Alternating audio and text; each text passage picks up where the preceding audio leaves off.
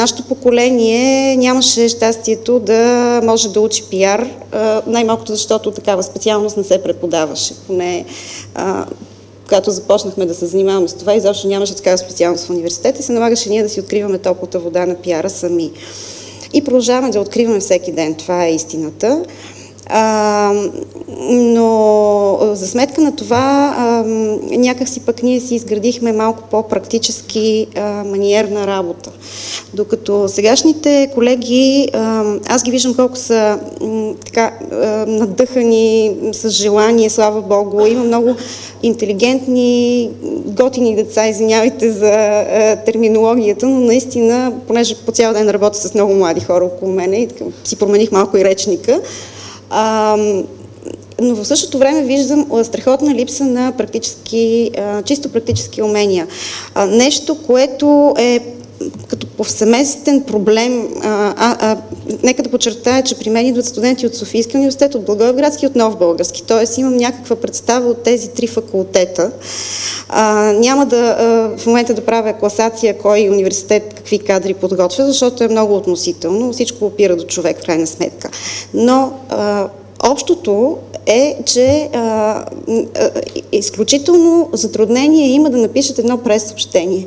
Значи оказва се, че това е ключов ужас, не проблем, това е ужас за един кандидат, професионалист в сферата на пиара.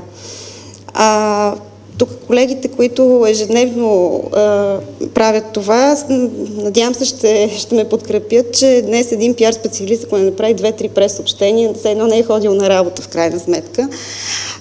Когато, всъщност, като казах, че се стремя да давам практически знания на студентите, непрекъснато им даваме задачи да пишат именно прес-съобщения. Не за друго, а защото виждам, че това е такава неистова мъка. Значи едно прес-съобщение се твори дни наред, след това аз ги правя на мати маскара, стигали са до сълзи и ревове и съм се извинявала с шоколади Милка, за да разберат колко е важно в крайна сметка, че е по-добре аз да им се скарам сега и те да вземат нужните поуки, да потърсят някакви решения, вместо в един момент да получат тези упреци от потенциалния си работодател.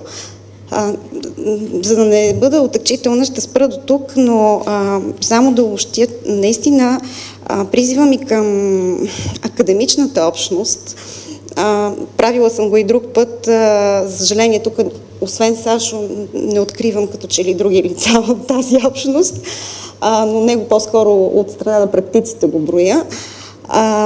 Призвам и към академичната общност е малко да се преосмислят и учебните програми, и практиките, и ако щете, самите учебни помагала и учебниците, по които се...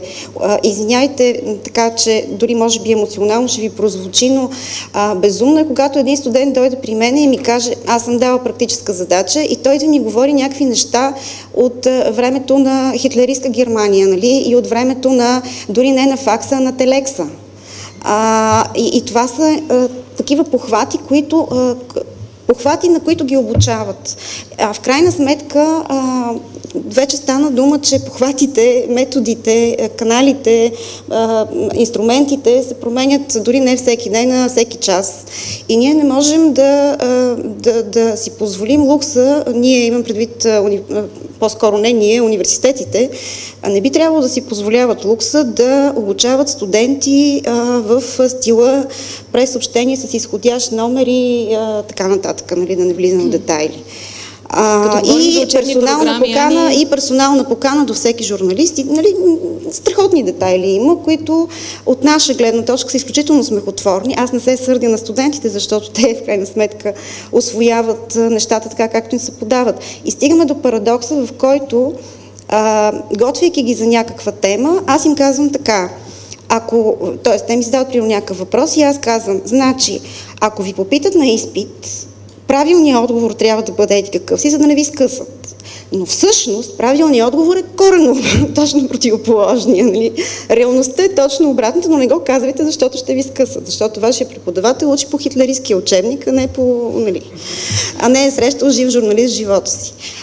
Съжалявам, ако съм прекалено крайна, но това е истината в моите очи. Благодаря ви.